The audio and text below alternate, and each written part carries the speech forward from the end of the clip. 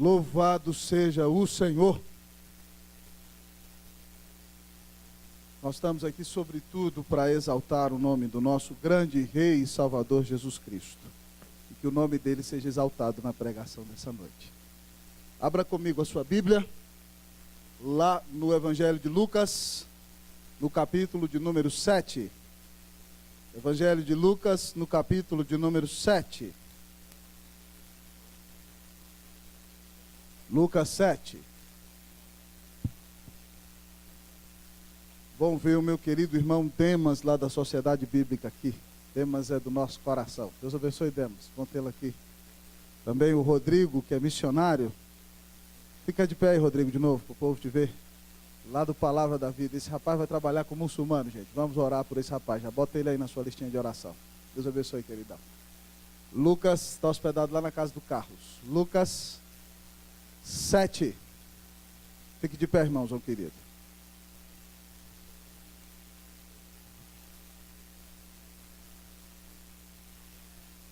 Nós vamos ler do versículo 1 até o versículo de número 10. Lucas 7, de 1 a 10. Nós vamos fazer uma leitura responsiva deste texto da palavra do Senhor. Lucas 7, de 1 a 10. Aproveite aí para botar o celular no silencioso. Esteja atento à voz do Espírito. Leiamos, assim diz a palavra de Deus.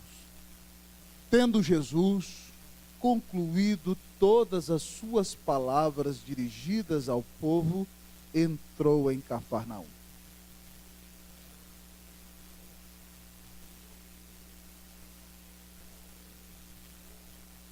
Tendo ouvido falar a respeito de Jesus, enviou-lhe alguns anciãos dos judeus, pedindo-lhe que viesse curar o seu servo.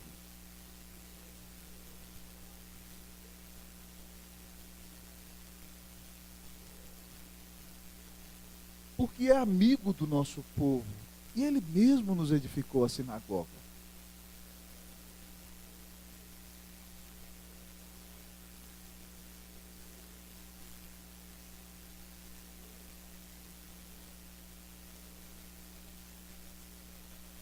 Por isso eu mesmo não me julguei digno de ter contigo, porém, manda com uma palavra, e o meu rapaz será curado.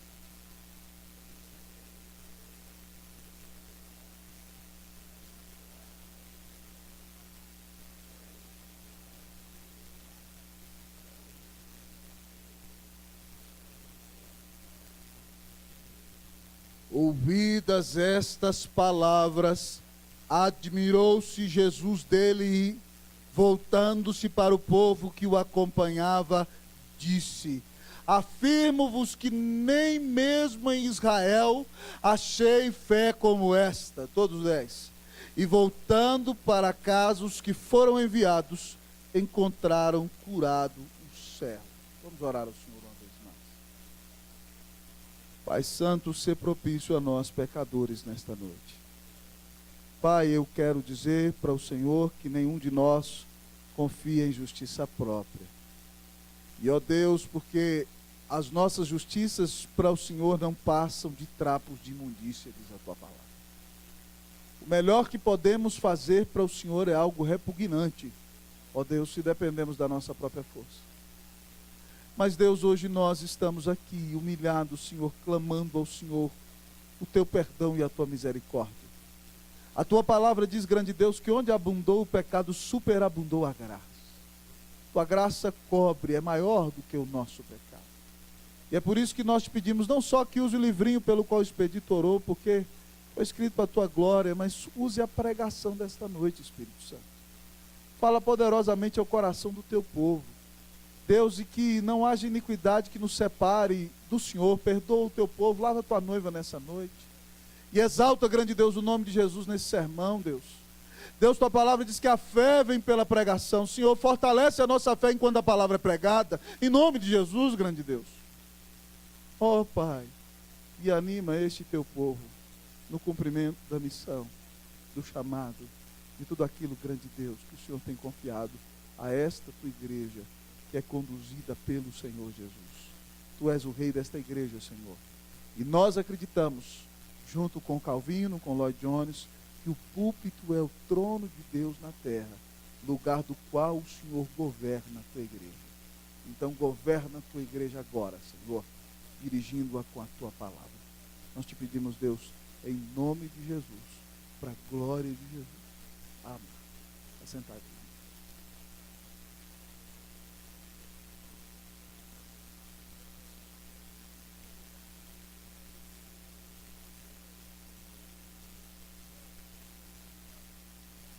A Bíblia diz, amados irmãos, que sem fé é impossível agradar a Deus. Porque é necessário que aquele que se aproxima de Deus creia que Ele existe e se torna o galardoador daqueles que o buscam. Eu quero lhe perguntar nessa noite, em nome de Jesus, se a Bíblia diz que sem fé é impossível agradar a Deus, a sua fé agrada a Deus? A tua fé agrada a Deus? Neste texto que lemos, amados irmãos, nós encontramos alguém cuja fé nos deixa perplexos. Jesus, depois de pregar o maior sermão da história, o Sermão do Monte, desce e vai a Cafarnaum. E o texto nos conta, amados irmãos, que depois daquele maravilhoso sermão, quando o Senhor Jesus desce da montanha, depois de um trabalho extenuante, porque pregar, amados irmãos, é extenuante, porque quando pregamos a palavra, nisto derramamos nossa alma. Então, amados irmãos, o Senhor Jesus desce, e de repente chega a ele uma embaixada de anciãos da sinagoga de Cafarnaum. Imagine lá os presbíteros da primeira igreja judaica de Cafarnaum, autoridades, homens importantes, e eles foram enviados por um centurião.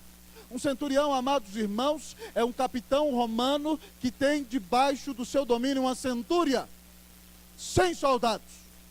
Não havia centurião com menos de 50, mas o normal é que um centurião domine e exerça autoridade sobre a vida, amados irmãos, de 100 soldados. E esse centurião, amados irmãos, tem um comportamento diferente, porque os romanos naturalmente são conhecidos pela sua dureza. Os caminhos dos romanos, de suas conquistas, são ladeados por cruzes. E se você já parou para pensar, estudar pelo menos uma vez a cena acerca da crucificação de Jesus, você vai ver a dureza dos romanos e como eles lhe golpeavam a face, lhe cuspiam na cara e o açoitavam com chicote de ossos. Os soldados romanos não são homens piedosos de sangue. Mas o texto nos conta que esse centurião, amados irmãos, ele tem um servo, um escravo que está muito enfermo, e diz o texto que ele ama esse servo. Ele ama esse escravo, ele se compadece. E por isso, então, ele pede aos anciãos dos judeus, às autoridades, que possam ir até Jesus pedindo que esse servo seja curado. E aqueles homens, então, chegam, irmãos, para conversar com o Senhor. E quando eles encontram com o Senhor Jesus, eles dizem, vamos lá curar o filho desse rapaz. Olha, Jesus, vamos falar, você é o grande pregador, o profeta que Deus usa para curar. E nós queremos dizer uma coisa para você, esse homem é digno de que lhe faças isso. Ele é amigo da igreja, é amigo dos crentes. Olha para você ver, ele fez o que ninguém fez. Construiu a igreja para a gente. Construiu-nos a sinagoga. Um romano construiu um lugar de culto para judeus. Os gentios odiavam os judeus e os escravizavam, amados. E Jesus, comovido então por aquela cena, amados irmãos, vai com eles. E a Bíblia nos conta a história, amados irmãos, que quando Jesus vai, aquele homem sabe, fica sabendo que Jesus vai se dirigir à sua casa, e de repente então ele manda uma embaixada a Jesus e diz, Senhor, por favor, não venha na minha casa, porque eu não sou digno de que entres ali.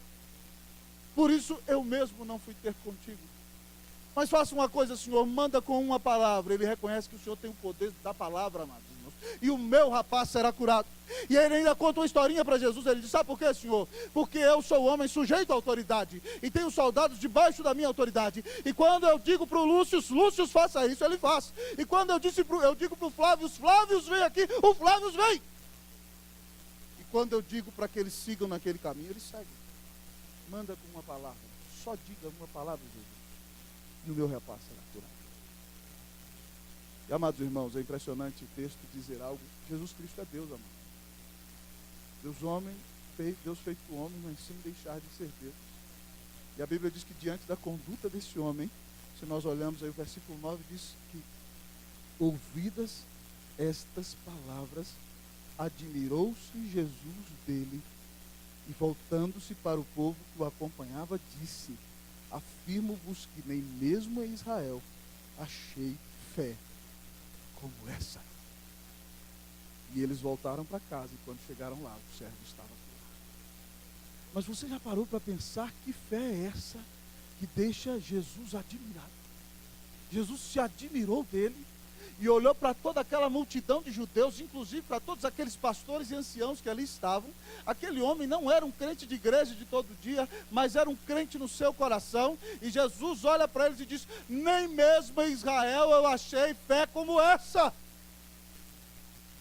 É como se viesse aqui, sei lá, um capitão dos bombeiros que tivesse uma grande fé por Jesus, mas não fosse um membro professo da igreja, mas cresce em Jesus como seu Senhor e Salvador, e Jesus dissesse o seguinte: nem mesmo aqui na igreja eu achei uma fé como essa, e ficasse admirado, perplexo da fé desse homem.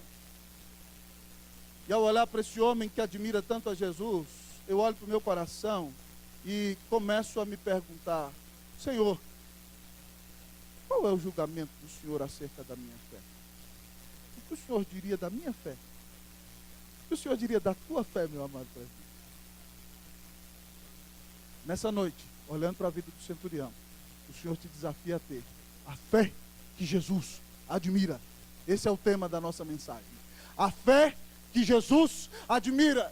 E eu rogo sinceramente a Deus desta noite, irmãos, em nome de Jesus, para que levante entre os presbíteros, os pastores, os diáconos, os missionários, os membros desta igreja, homens e mulheres de fé, para que Jesus possa dizer de nós que em nenhum lugar da terra ele encontrou fé como essa. Que nós tenhamos a fé que Jesus admira. E o que caracteriza então, amados irmãos, a fé que Jesus admira? Em primeiro lugar, compaixão. O que caracteriza a fé que Jesus admira? Compaixão. Versículos de número 1 até o versículo de número 3. Vocês vão ler para mim. 1, 2, 3. Podem ler. Tendo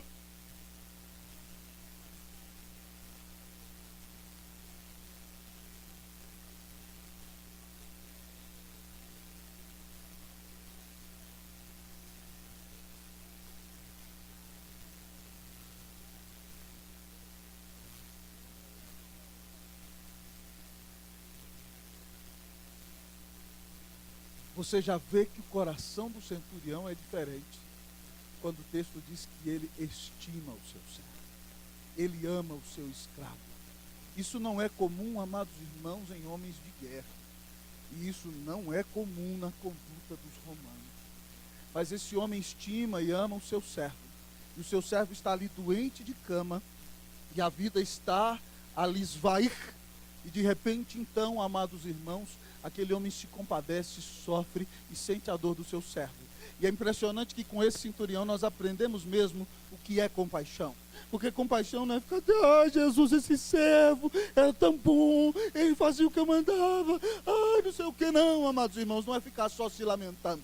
Compaixão é muito mais do que ficar se lamentando. Ele toma uma atitude, amados irmãos. Ele, meus queridos irmãos, quando vê o seu servo enfermo, ele sabe que em Cafarnaum está o grande profeta pregador da Galileia, Jesus Cristo, nosso Senhor. Então ele vai aos anciãos dos judeus, que são homens distintos, que são autoridades, gente de influência, e pede a eles que se acheguem a Jesus para clamar pela cura daquele moço. A compaixão daquele senhor move aquele homem a fazer alguma coisa, move-o a sair do seu lugar comum, move-o a deixar a posição exclusiva do seu status quo, porque ele não se orgulha de ser um centurião romano. Ele diz: eu, um capitão da guarda romana, vou pedir algo para um reles judeu que cresceu na Galileia? Não, irmão. Ele tem um coração compassivo. Ele sai de si mesmo, ele se move para clamar, ele se move para pedir ajuda àqueles que estão próximos, porque ele tem compaixão.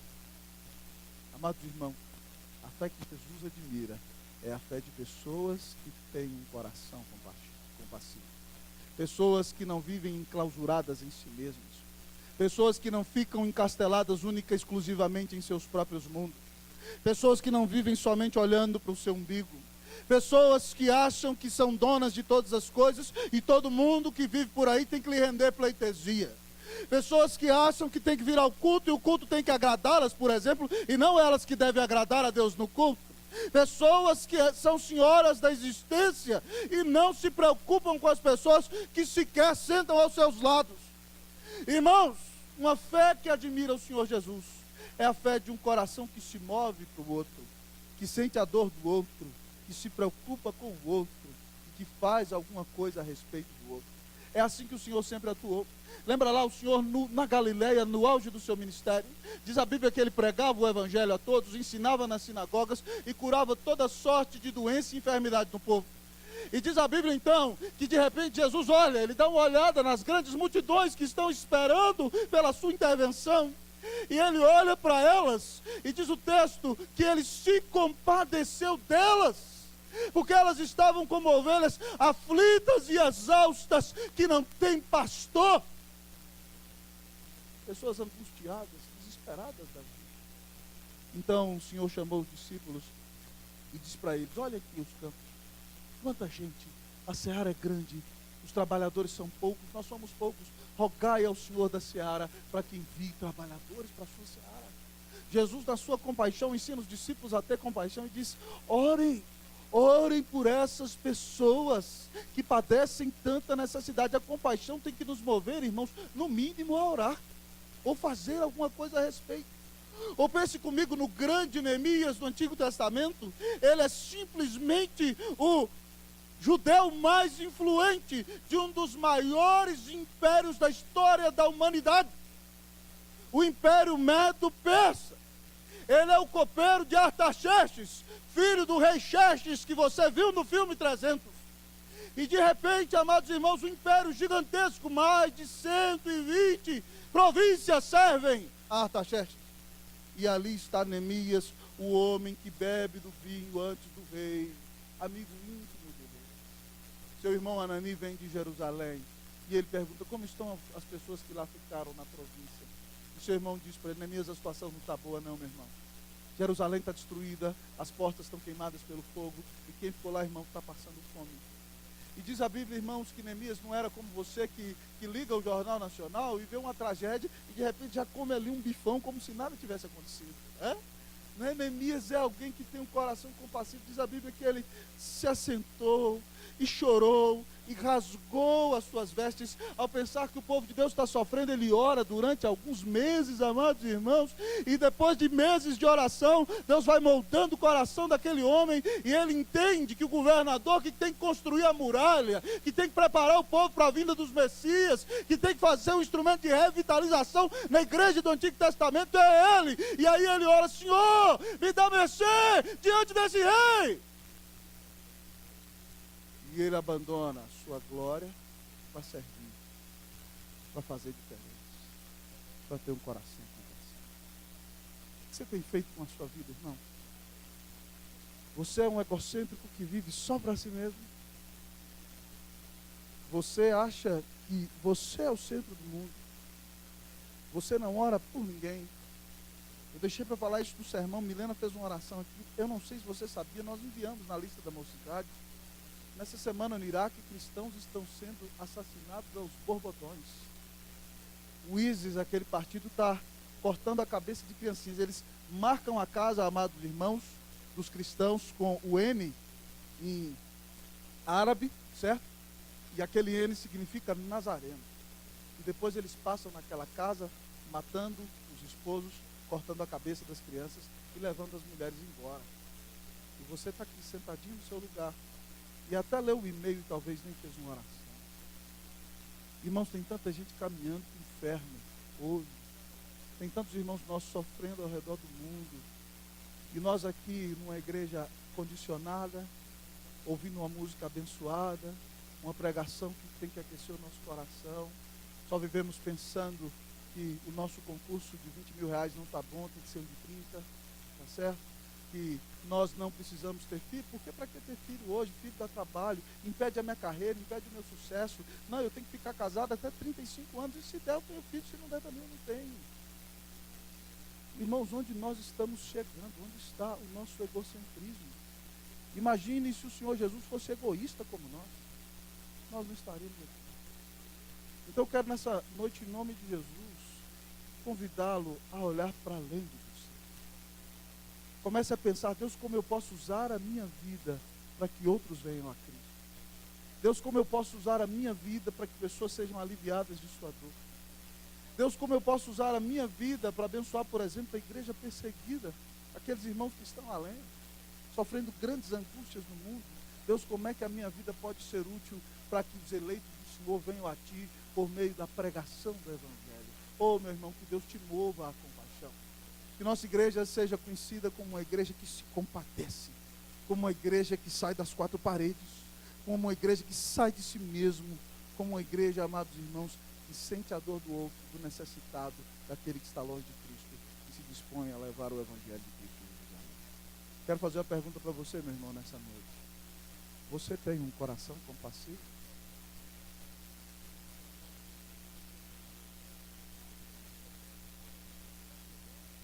Você está preocupado com alguém além de você?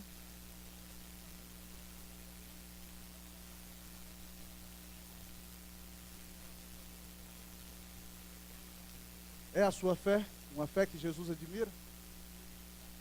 Mas o que mais caracteriza a fé que Jesus admira? Além de compaixão, amados irmãos, testemunho caracteriza a fé que Jesus admira.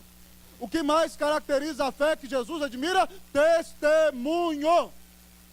Versículo de número 4 e 5. Versículos 4, 5. Eu vou ler o 4 para vocês o 5. Estes, chegando-se a Jesus com instância, lhe suplicaram, dizendo: Ele é digno de que lhe faças isto.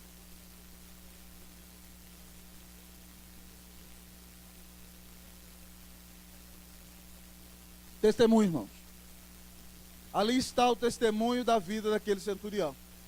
Ele não só trata com carinho os judeus, é amigo do povo de Deus, mas ele quer ver tanto o nome de Deus honrado e adorado, que eu não sei se ele pegou do próprio bolso e contratou uma galera e mandou construir a sinagoga de Cafarnaum, ou então se ele virou para os seus 100 soldados e falou: pessoal, o negócio é o seguinte, acabou a raiva, a ira, vamos parar de matar judeus, nós vamos construir a igreja para eles adorarem o Deus do pacto, o único Deus. O homem tem um testemunho de vida, ele tem uma história para ser contada. Ele não fez isso para receber aplauso, o texto não diz isso. Tanto é que ele nem chegou diante de Jesus: Jesus, olha, eu vim aqui exigindo para o Senhor me curar, porque eu sou o maior contribuinte da igreja presbiteriana de Cafarnaum. Meu dízimo é maior do que todo mundo, então o Senhor tem a obrigação de curar meu servo, porque se eu parar de contribuir aqui, a coisa não anda. Não, irmão. Pois não, ele nem lá apareceu. As pessoas foram dizer dele: olha o testemunho desse homem, ele é amigo da igreja, é amigo dos crentes, construiu a igreja para nós. É alguém que tem testemunho. É alguém cuja fé não é só palavrão. É alguém cuja fé faz diferença e cuja compaixão o move de fato a demonstrar na prática, que significa alguém que crê em Deus, alguém que tem o Senhor no coração, alguém que é comprometido com a palavra, é alguém que não só tem palavrôrio, é alguém que não só é o crente cabeção, que sabe tudo, mas não vive nada. Ele tem testemunho. Irmãos, e vocês sabem, nós somos apaixonados pela melhor classe de teologia que existe. Mas João Calvino dizia que a boa teologia é aquela que nos leva à prática. E a boa prática é aquela que está fundamentada numa verdadeira teologia. Se a sua teologia não te leva a praticar aquilo que você argumenta, ela é vã, vazia e furada. Nós temos que dar testemunho, amados irmãos, daquilo que Cristo tem feito em nós. Nós temos que dar testemunho das transformações que o Espírito Santo tem causado em nosso coração por meio da pregação do Evangelho de Cristo. Nós temos que dar testemunho do que significa andar com Jesus e de fato ser transformados por Deus.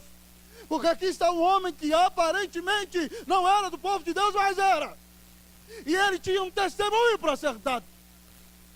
As pessoas podiam dizer os efeitos que se percebiam na vida de alguém que acredita de fato no Senhor. O que as pessoas podem dizer do seu testemunho? Vocês sabem, amados irmãos, que eu sou apaixonado, estudioso, devorador da vida dos maiores pregadores da história da humanidade. Vocês sabem que eu amo George Whitefield. E às vezes, quando leio seus livros, imagino a sua grande oratória impactando as multidões e me deleito pensando que estou ouvindo as suas mensagens. Vocês sabem que sou apaixonado pelo grande pregador Charles Spurgeon, que se colocava de pé no seu púlpito, anunciando as doutrinas da graça, da salvação eterna do Senhor. sendo um grande evangelista, e mais de 14 mil pessoas vieram a Cristo somente na igreja dele. Ainda mais por livros ao redor do mundo e sermões, milhares de pessoas têm vindo a Cristo até hoje através da vida desse homem. Vocês sabem que eu sou apaixonado pela fidelidade bíblica de João Calvino, hoje fora de Escritura. Mas essa semana, amados irmãos, eu me permiti deleitar-me novamente com a vida dos grandes missionários. Quando eu estava no Chile, eu lia muito sobre eles e como eles mexeram com o meu coração ali, como foram instrumentos de Deus, cujo testemunho impactaram a minha vida. E de repente, amados irmãos, eu voltei a conversar com Simonton, lendo a sua história.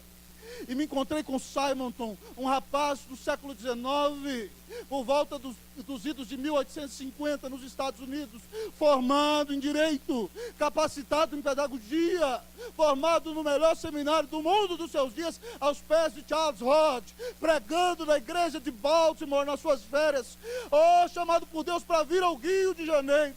E as pessoas dizendo a Simonton: você é um rapaz bem preparado. Muitas pessoas dos Estados Unidos precisam de Cristo Jesus. Para que você vai para aquela cidade?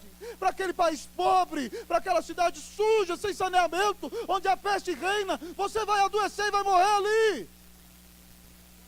E de repente, amados irmãos, Simonton se levanta e diz que o lugar mais perigoso é o lugar mais seguro quando você está no centro da vontade de Deus. E louvado seja Deus porque ele disse isso. E ele veio. Em 8 anos, ele morreu, a esposa morreu, mas plantou-se uma igreja, começou-se um seminário, o primeiro presbitério, o primeiro pastor presbiteriano da América Latina foi ordenado, esse padre José Manuel da Conceição.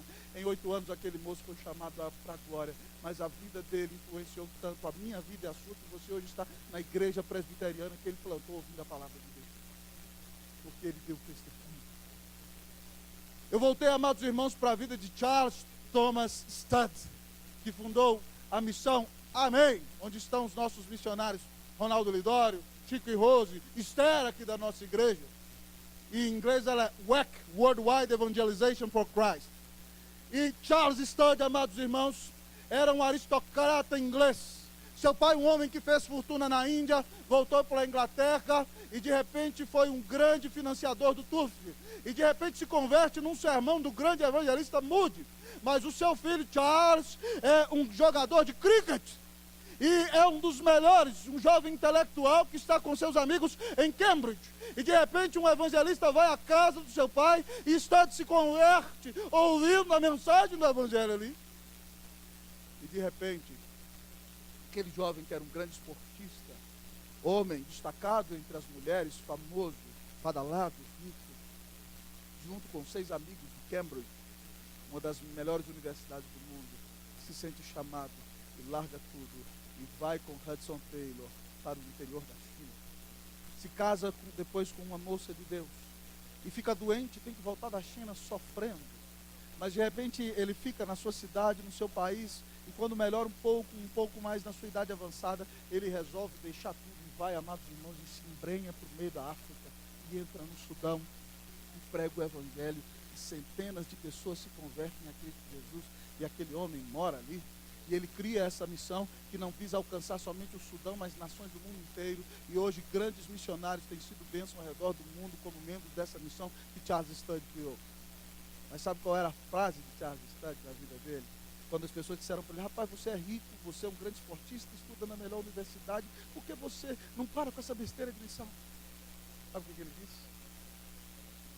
Se Jesus Cristo é Deus e Ele morreu por mim, não existe grande sacrifício que eu possa fazer por Ele. Se Jesus Cristo é Deus e Ele morreu por mim, nada é tão difícil para que eu possa fazer por Ele. Se Jesus Cristo é Deus e Ele morreu por você, o que você tem feito com a sua vida? A sua vida é para exaltar o Senhor Jesus. A sua vida é para anunciá-lo. Você tem derramado a sua vida aos pés da cruz do Senhor. A sua boca se tem aberto para anunciar a toda criatura que só há um único mediador entre Deus e os homens. O seu testemunho de alguém transformado abala o seu trabalho, mexe com a sua rua e faz diferença no lugar onde você mora, irmão. Qual é o seu testemunho? Se você tomba hoje, irmão, o que seguirá do seu testemunho? A fé que Jesus admira é caracterizada sim por compaixão, mas é caracterizada por testemunho. Você tem a fé que Jesus admira? O que mais a caracteriza? Além de compaixão e testemunho, amados irmãos, humildade caracteriza a fé que Jesus admira. A fé que Jesus admira é caracterizada pela humildade. Pega na mão do seu irmão e fala para ele, boa noite. Fala para ele, a fé que Jesus admira é caracterizada pela humildade. Seja humilde em nome de Jesus. Amém. Vamos ler aí, irmãos, o versículo de número 6 e o versículo de número 7 até a palavra contigo. Vocês vão ler o 6 e eu leio o 7 até a palavra contigo. Podem ler. 1, 2, 3, leia.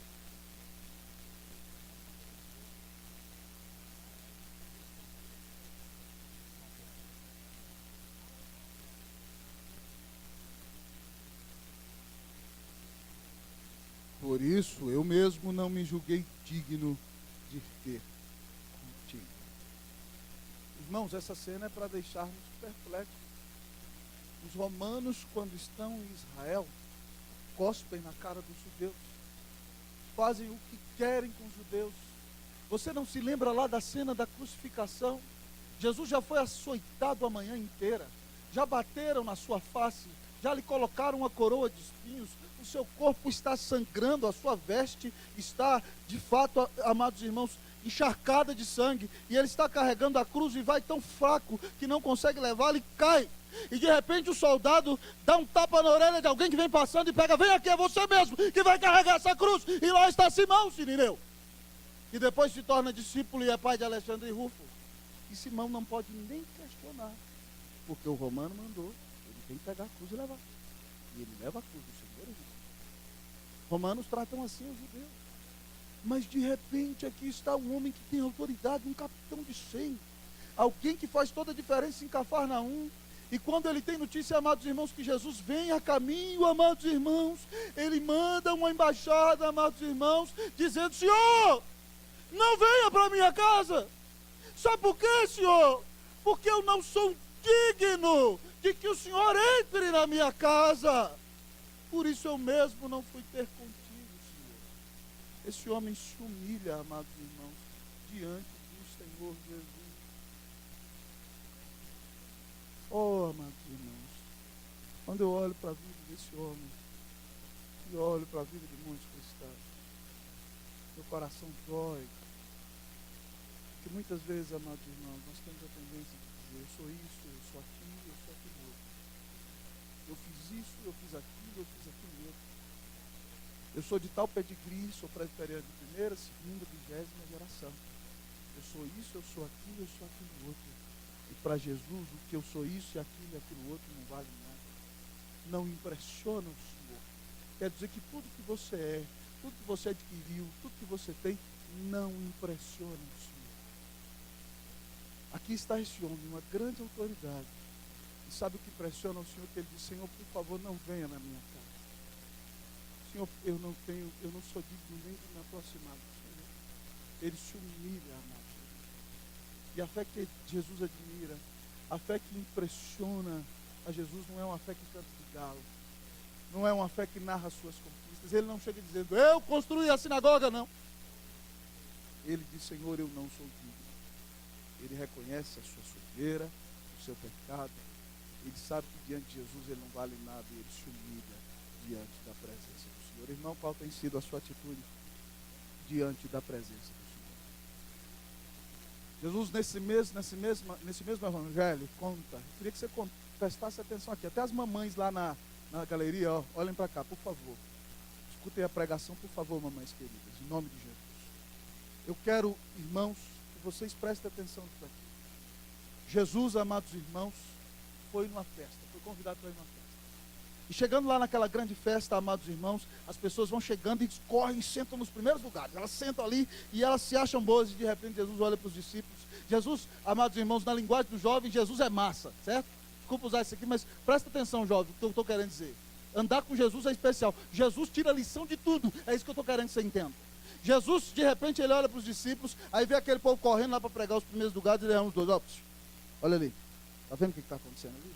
Presta atenção, presta atenção. Olha ali. Quando vocês forem convidados para ir numa festa, não faça aquilo não, aquilo ali é muito feio. Sentem no último lugar. Para que, se você for um convidado importante, o anfitrião vai chegar e vai dizer: meu amigo, o que você está fazendo aí no fundo? Você é a pessoa mais importante dessa festa. Vem aqui, senta aqui na frente, rapaz. Como é que você ousa ficar longe de mim? E de repente, então, você vai se levantar honrado no meio de todos e vai sentar na frente. Mas ele disse: se você não for lá isso tudo e achar que é mais do que é e sentar na frente, então o dono da festa vai chegar e falar assim: amigo, tudo bem, que bom que você veio na minha festa. Eu queria pedir para você dar licencinha aqui, porque esse lugar está reservado para fulano de tal. E aí de repente a pessoa vai com a camisa blanche, vai sentar lá atrás e foi envergonhado diante de todo mundo.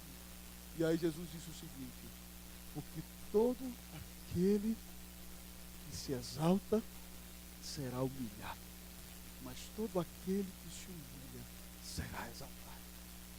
Irmão, humilhe-se na presença do Senhor. A Bíblia diz em Tiago 4,10: humilhai-vos na presença do Senhor e Ele vos exaltará. 1 de Pedro 5, versículos 5 e 6: humilhai-vos sob a poderosa mão de Deus, para que Ele em tempo oportuno vos exalte. Amados irmãos, muitas vezes nós estamos tão ansiosos por aquilo que vão dizer de nós, que não deixamos Deus nos honrar. Muitas vezes você não deixa Deus te defender. Mas eu quero lhe dizer o seguinte: se humilhe. Vou contar para você algo que eu tenho aprendido espiritualmente na minha vida. Quando alguém começa a debochar de você demais, quando alguém bate em você injustamente, tá certo? Quando alguém fala com você algo que não deveria, e aquilo dói no seu coração, aguenta calado, sabe por quê? Porque Deus vai te honrar, Deus vai te abençoar. Escuta o que eu estou te falando. Quando eu vim pastorear essa igreja aqui, irmãos, algumas pessoas disseram para mim: não vai não, você vai ficar 1 ano só lá. Alguém me ligou no Chile e falou assim: não vai não, você teve 7 anos abençoados e você só vai ficar no máximo 2 anos lá. Alguém encontrou minha mãe na Sinodal de Sábios e falou: seu filho ficou 7 anos dando fruto do Chile e vai ficar 1 ano naquela igreja. E minha mãe falou: se Deus tiver chamado para ficar 1 ano, ele vai ficar 1 ano só e Deus vai fazer uma reviravolta lá. Ei, irmão, alguém virou para mim e falou assim: a sua igreja é a pior de Brasília. Outro virou para mim e falou assim, foi desse jeito. Outro virou para mim e falou assim: sua igreja, você é um cara que Deus te colocou não numa igreja de destaque. Aí quando começaram a falar demais, eu pensei: vai acontecer alguma coisa. Quando o povo começa a denegrir demais, né? Uma vez eu contei para o Osasco que uma autoridade aí de uma grande igreja de Brasília importante virou para mim e falou que eu era pastor de periferia. Eu falei: aleluia, não, o negócio é bom, Então eu falei assim: alguma coisa vai acontecer. Presta atenção, irmão. Quando o povo começa a bater em você demais, quando começa a pisar em você demais, não reaja. Alguma coisa grande vai acontecer. Ô irmão, se humilhe, Deus é fiel. Ele diz que se você se humilhar, Ele vai exaltar. Então humilhe-se na presença do Senhor. Tenho aprendido isso na minha vida. É claro que tem dicas reais, né? Eu tenho jeito, eu sou pecador. Mas eu estou tentando, eu já estou muito melhor do que antes, né, Cleusa? A coisa está bem melhor, né? Antes era papo, né? Hoje já demora uns 5 minutos já. Estou brincando, amados irmãos. Jesus está trabalhando na minha vida. Mas todas as vezes que eu não reagi, irmão, e não respondi, foi impressionante. Eu fiquei assim: não acredito que Deus fez isso. É assim que a matemática de Deus funciona, irmão. Você dobra o joelho e a bênção vem dobrada. Batem na sua cara, você dá a outra, e aí de repente Deus te levanta mais do que você imagina. Então não se preocupa não, Deus está olhando para você, Deus cuida de você, Ele te ama, Deus quer que você reconheça mesmo que é fraquinho, que não tem força nenhuma, que você reconheça aquilo que Jesus disse em João 15,5, que Ele é a videira e nós somos os ramos. Sem mim nada podeis fazer. Ô dona, o seu casamento não vai ser bem sucedido por causa da senhora não, dona. Se a senhora não se humilhar, dona, não esfregar a cara no povo, vai dar tudo errado, dona. santo varão. Seu casamento não vai dar certo porque você é um cheirosão, um bonitão, que faz toda a diferença, coração. Não, rapaz, vai dar tudo errado se você entrar por essa linha. Mas quando você baixa a cabeça e fala, meu Deus do céu, não consigo, não, Senhor, não dá para levar essa mulher se eu não orar, não. Aí as coisas começam a acontecer, irmão. Né? Ou quando você, irmã, você fala, meu Deus, que homem porco, que homem sujo, que coisa horrível, que homem enjoado, que chulé, de noite quando ele dorme, que coisa feia, terrível. Minha irmã se humilha, dona, se humilha. Deus tem algo maravilhoso na sua casa. Quando você olha para aquele menino que era tão bonitinho, que nasceu de você, e de repente você fala com ele, faz isso, e ele tupetudo, não faço. Você fala, meu Deus do céu, como é que pode? Tão pequeno desse jeito. Pai, se você não orar, não tem jeito não. Sem humilhação, a coisa não vai. Se humilhe, meu irmão. Baixa a cabeça. Muitas vezes Deus está mandando essas provações terríveis para você fincar o joelho no chão para dizer, Senhor, eu já perdi, eu não sou nada não aguento não, o Senhor toma a frente, porque se o Senhor tomar a frente, a coisa vai complicar. Vai dar tudo errado. Ô meu irmão, se humilhe. Se você se humilhar na presença do Senhor, Ele vai te honrar, vai te exaltar, vai te levantar e vai usar a sua vida para fazer toda a diferença, em nome de Jesus. Então, deixa de ser soberbo, certo? Pega esse velho homem que está dentro de você aí e fala para ele, você já morreu. Pega a sua Bíblia, se bate na cabeça dele e fala, morre miséria! Cristo é quem vive dentro de você. Mate esse velho homem em nome de Jesus, pelo poder do Espírito, pela palavra do Senhor. Humilhai-vos na presença do Senhor e Ele vos exaltará. E aí? No checklist aqui do sermão, você tem a fé que Jesus admira? Caracterizada por compaixão, por testemunho e por humildade? Mas o que mais, amados irmãos, tem a fé que Jesus admira? Em último lugar, nós vemos, irmãos, que essa fé tem reconhecimento. Reconhecimento. O que caracteriza a fé que Jesus admira? Compaixão, certo? Depois, testemunho, humildade e reconhecimento. Versículo de número 7 e 8. Eu vou ler o 7 e a igreja o 8. Por isso eu mesmo não me julguei digno de ter contigo, porém manda com uma palavra e o meu rapaz será curado.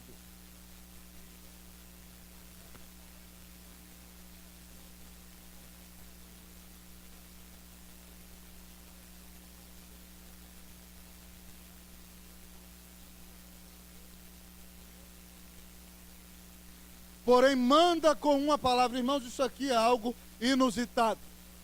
João diz que ele veio para os seus, mas os seus não o receberam. Mas a todos quantos o receberam, deu-lhes o poder de serem feitos filhos de Deus, a saber, os que creem no seu nome.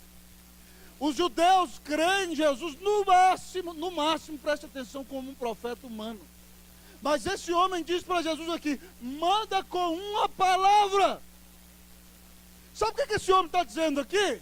Que essa pessoa que está diante dele foi aquela pessoa que disse assim, ó, haja luz, e de repente, buf, a luz veio a existir. Com a sua palavra, Deus cria todas as coisas. Esse homem está reconhecendo quando diz, manda uma palavra. Só quem fala e tudo veio a existir é Deus. Ele está reconhecendo que Jesus é o Filho de Deus, que Jesus é o Messias enviado, que Jesus é o único mediador entre Deus e os homens, que Jesus é o Salvador. Irmãos, ele reconhece quando diz, manda com uma palavra. E para ficar mais prático para mim e para você, porque Jesus foi um grande ilustrador, ele ainda conta uma historinha. Sabe por quê, Senhor? Porque eu sou homem que estou debaixo da autoridade de César, e se César mandar lá em Roma, eu vou ter que obedecer. Não tem jeito. Mas aqui eu tenho Titus, e falo, Titus vai levar os cachorros para passear, e o Titus tem que levar. Eu falo para o Josefos que ele tem que dar comida para as vacas, e ele tem que dar. Eu falo para o Flávio que ele tem que pegar o destacamento e fazer a ronda no centro de Cafarnaum, e ele tem que ir. Eu falo para o Antônio trazer pão para mim, e ele tem que vir trazer um pão quentinho para mim, Jesus. Então sou eu que sou pequeno, mando, e as coisas acontecem quanto mais dinheiro. Aí Jesus para assim no meio da multidão e diz, hã? O quê? Os judeus não reconhecem que Jesus é Deus, e esse homem reconhece. E Jesus fica admirado. Irmão, algo para deixar Jesus admirado. Não é qualquer coisa não. E ele fala, nem mesmo em Israel eu achei uma fé como essa. E todo mundo voltou para casa e o moço estava curado. Irmão, você reconhece que Jesus é Deus? Sério mesmo, você reconhece que Jesus é o Filho de Deus? Você até disse um dia na igreja, eu creio que Jesus é o Filho de Deus. Você foi lá na reunião do conselho e perguntaram quem é Jesus para você, e você disse, é meu Salvador, é meu Senhor, é meu tudo, é minha vida. Sem Ele eu não faço nada. Oh, Jesus maravilhoso, não posso viver sem Ele. Mas de repente, irmão, você chega em casa e sua esposa está na TPM e você quer tacar a cara na porta dela? É, meu irmão, para você reconhecer Jesus, você tem que entender que Jesus mandou você amá-la como Cristo amou a igreja. Então você tem que reconhecer o Senhor em todos os seus caminhos. Quer ver, meu irmão? Quer ver? Deus te deu quilos de dinheiro. E muitas vezes você não é capaz de ser fiel no dízimo aqui. Você fala assim, não, pastor Rasta já está com um carro muito bom, para que eu vou ter que dar o dízimo aqui na igreja? Tá bom demais. Deus tem abençoado o pastor Camargo, o pastor Jeff está aí de férias. Meu irmão, pelo amor de Deus, para com isso. Quem me sustenta é Deus, não é você não, para começar. O que eu quero dizer para você é o seguinte, por que você tem que vir aqui dar a sua oferta? Paulo explicou, sabe por quê? Porque Cristo, que era o mais rico de todos, se fez pobre por amor de você, e deixou a sua glória e deu o seu maior tesouro, a sua vida, para sustentar você. O que são as míseras moedas que você põe nesse gasofilaço, comparado com o que Cristo fez com você? Então por que eu tenho que dar? Cristo, porque eu reconheço Cristo. Está entendendo? Por que que na igreja eu sou capaz de ouvir um pecador pregar a palavra, e quando ele prega a palavra, é a autoridade de Deus para a minha vida, eu me submeto à palavra porque ele prega? Porque não existe nenhuma autoridade que não seja constituída por Deus. E Cristo disse, toda autoridade me foi dada no céu e na terra. Então qualquer autoridade que diz, vem dele. Por que eu obedeço às autoridades? Porque tem Cristo no negócio. Então, meu irmão, ser crente não é só dizer, eu creio em Cristo e agora eu vou fazer o que eu quero. Não. Tudo na sua vida está relacionado com Cristo. Tudo na sua vida está ligado a Cristo. Cristo é o centro da história. A história do Ocidente é antes de Cristo e depois de Cristo. Cristo é o centro da Bíblia. A Bíblia veio para revelar a Jesus Cristo. Cristo é o centro do mundo. Cristo é o centro da nossa vida. Cristo é o centro de tudo. E se Cristo domina a minha vida, o velho homem já morreu. E eu vou reconhecer que a palavra de Cristo é quem faz todas as coisas acontecerem na minha vida. A palavra de Cristo é quem faz a igreja crescer. A palavra de Cristo é quem liberta homens do pecado. A palavra de Cristo ressuscita mortos. A palavra de Cristo traz reforma, traz reavivamento, muda nações. A palavra de Cristo tem poder para mudar todas as coisas. Eu preciso reconhecer de fato que o meu Senhor é o dono de tudo. E crer nele de todo o coração. E entender que a crise do meu trabalho, a luta do casamento, o problema de relacionamento com o vizinho, tudo isso é um meio de Deus moldar a sua vida. De quebrantar seu coração. De fazer de você alguém mais parecido com Jesus. Não se trata de você, irmão, se trata de Jesus. Então vai reconhecendo logo que Cristo Jesus é o dono de tudo, é o Senhor da sua vida, que nada na sua vida está separado dele. E se você está aqui, querido, não é salvo hoje, se arrependa do seu pecado, creia que Jesus morreu na cruz no teu lugar, creia que ele é o Filho de Deus, e diga, Senhor, perdoa-me dos meus erros, eu creio que tu és o Salvador, tu és o meu Senhor, e ele vai te lavar, vai te perdoar, e vai conduzir todos os dias da sua vida. É por isso que no dia que você se sentir desanimado, irmão, você vai poder se levantar. Porque você não se levanta pelo seu poder. Você se levanta pelo poder de Cristo. Cristo é o dono. A fé que Jesus admira é aquela que reconhece a Cristo em todas as coisas. E aí? Você tem a fé que Jesus admira? Você tem um coração compassivo? Que bênção, eu vejo que você tem. Que bênção que você tem dado testemunho. Aleluia, louvado seja o nome do Senhor. Coisa maravilhosa, você está aí moído, quebrado, humilhado, é sinal que grandes bênçãos vão acontecer na sua vida, não podia estar melhor. Se você está massacrado, está quebrado, pisoteado, é a melhor coisa que podia acontecer. Mas que bênção que você hoje reconhece a Cristo em todos os seus caminhos e crê no Senhor Jesus de fato, e entende que você já não vive mais para você, que não importa a sua glória, a sua reputação, ou você ocupar um cargo na igreja ou alguma posição. Não. Você não vive para você. Você vive para Jesus. Jesus admira a tua fé, irmão. Que nós tenhamos a fé que Jesus admira. Que Deus nos abençoe.